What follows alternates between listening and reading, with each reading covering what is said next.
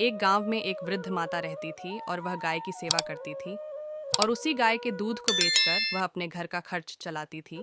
उसे दूध बेचने के लिए गंगा नदी के उस पार के गांव में जाना पड़ता था और नदी के उस पार जाने के 4 आना और आने का 4 आना देती थी और जितना बच जाता उसी से अपना घर चलाती थी। लेकिन वह बूढ़ी माता जी धर्म को मानने वाली थी। ब्राह्मण गाय और परमात्मा में उनकी बड़ी श्रद्धा थी। एक बार वह वृद्ध माताजी दूध बेचकर वापस लौट रही थी। मार्ग में एक जगह सत्यनारायण भगवान की कथा हो रही थी। वह वृद्ध माताजी भी वहीं कथा सुनने के लिए बैठ गई। उसने भगवान की कथा सुनी। कथा के समाप्ति पर ब्राह्मण कथा सुना रहे थे।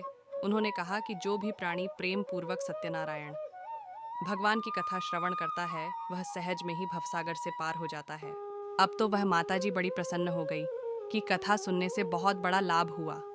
अरे, इस कथा को सुनने के बाद सहज में ही जो व्यक्ति भवसागर पार कर सकता है, मैं तो एक छोटी सी नदी को पार करने में 8 आना रोज खर्च करती थी, आज से वह बचेगा।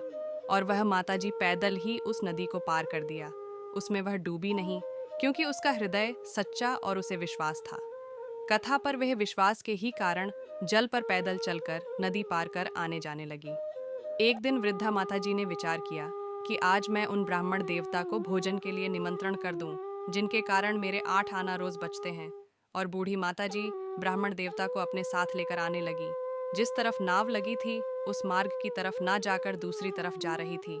पंडित जी ने कहा, माताजी, उस पार जाने के लिए नाव उस घाट में लगी है। माताजी ने कहा, अरे ब्राह्मण देवता आप आइए। तो ब्राह्मण देवता बेचारे विचार किए कि शायद उसकी स्वयं की नाव किनारे लगी हो।